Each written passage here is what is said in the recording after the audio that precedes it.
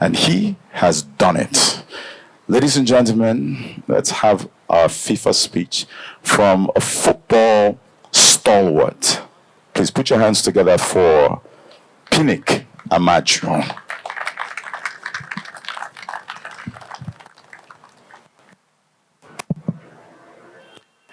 The Honorable Minister, the President and members of the Executive Committee of the Nigerian Football Federation, the organizers, our legends, influencers, distinguished guests, ladies and gentlemen, it's always a great pleasure to stand around football personalities. It gives me a lot of joy because my life is football and football is my life. When I was called upon that we were coming for this event, I was very excited because we need to galvanize, using their words, we need to energize, we need to prepare the Super Eagles, we need to create that mental capacity for them to excel. If they need to show that they are dear so that they will not be distracted, please let them do so that they don't receive insults from people. Some people do that if you don't need distraction. That's a sacrifice that they must do for Nigeria because such sacrifices are worthwhile. The goal to be achieved is quite noble. The road to success has never been very easy. First, I would like to thank everybody for coming. I would like to thank the organizers for putting this up. Like I said, it's always a thing of joy. Well, before going into the main issue, I would like to say that yesterday was not a good day for us. But of course, our game against Lesotho, I'm not going to hide it. It wasn't a good day for us. But we shouldn't be dismayed, we shouldn't be discouraged, we shouldn't be defeated, we shouldn't be pessimistic. What we should do is that every critical stakeholder, from the players to the administrators, the federation to the minister, myself, the media, we must all come together. Even the witches, if you go to your coven, please go and unlock that tie and let the Super Eagles qualify. It is very, very important that we qualify because some of our finest moments in football took place in the US, and Super Eagles cannot afford not to be in the US. In 1994, Super Eagles, within a whisker, but for that goal scored by Roberto Baggio, would have gone to the semi-finals, quarter-finals, and possibly won that event. Nigeria was ranked number 4. That feat was achieved in the US. In 1996, we won the Olympics gold medal. The rest is history.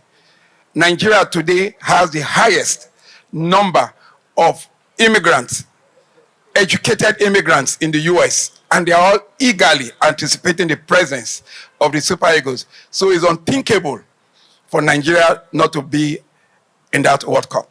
So please, I want to crave your indulgence.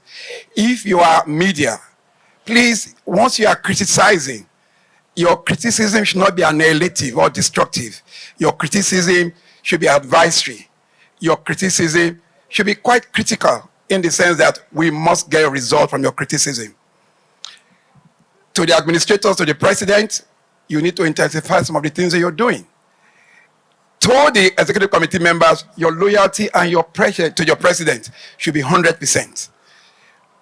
To the minister, he has started excellently, excellently well. It's what we have always needed. He has built this harmony. He has built genuine harmony between himself and the federation. Please, a round of applause for the minister. If you know me, you know I don't patronize anybody. But I'm telling you the gospel truth. Since I met him, he's so genuine about developing sports. If he gets the requisite support, I believe we'll be smiling daily in this country. Honorable Minister, but we can take it to the next level. You need to superintend the infrastructure in this country, and we need to redevelop our infrastructure. We can take what's called the Moroccan example, where Morocco now use sports as a very potent diplomacy in attracting everything beyond football. Only last week they had the African Investment Forum. Some months ago they had World Bank, and it was sports. In 2019, 2013, Morocco was almost a pariah state because of the Ebola issue. But today, Morocco is the go-to country. They develop infrastructure. And you see them everywhere. Nigeria is bigger, greater. Nigeria is one of the most priceless. Nigeria is a country that every day you see everywhere. I keep making reference to J. Morgenthau in his book, Police Among Nations, that says for a country to be a superpower, that country must have one population. In Nigeria, we have quality and quantity of the population. We are so blessed. So I want to crave your indulgence. I want us to be happy. When I talk about football, I get really and truly emotional. But please, we must blindly, I use the word dogmatically, support the president of Nigerian Football Federation. It is very, very important. And to the coaches and also to the players, thank God Ahmed Musa is here. We must look at that green, white, green jersey that we wear. It's an honor for us to wear it. It's a privilege that is so priceless. Every day we hear Super Eagles players score goals every day, and we report it. Over how many corner kicks yesterday? We couldn't score. So we must be resilient. And the coaches can also look inwards. In 2013, Nigeria versus Burkina Faso, it was a home-based player that scored the final goal against Burkina Faso, Sunday Umba. Because of what? These players are hungry. They are daring. And they want to score. Distinguished guests, ladies and gentlemen, I will be in Cote d'Ivoire before you, obviously. Proudly, you sent me there. I don't want to be embarrassed. Yesterday, I called the president at 2 a.m. He called me at 3:30 because we couldn't sleep. That's what football does to us. Football torments us. But the beauty of that torment is that we come out resilient. We come out dogged. We come out fighters. And at the end of the day, we always get results. So I want to thank you all for coming. I want to thank the organizers. I want to thank the sponsors, because without the sponsors, there will be no football in Nigeria. I want to thank all the NFS sponsors, from MTN to Premier Lotto to Nigerian Breweries to all of them. Please, if I don't mention, we are extremely thankful to them.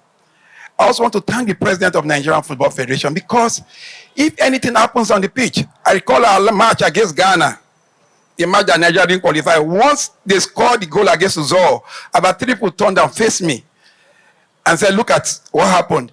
Now me be the keeper. And I also want to thank you, because he has started on a very solid note. But trust me, people don't see it. People don't know the hassles that we go in trying to get this. And it's very important, very, very important, because people believe now we are going to be playing against Cote d'Ivoire. Cote d'Ivoire is the host nation. Because I'm in the integral and the peripheral area in football globally, I hear gist. I don't tire. But thank God, mark it my word today, mark today, we are going to top that group. We are going to beat Cote d'Ivoire by God's grace. We are going to beat the other teams. We are going to top that, not just topping our group, because last time we topped our group, Tunisia, that they were understand, came and kicked us out. Ahmed Musa, you assured me for that match. We don't want that to happen.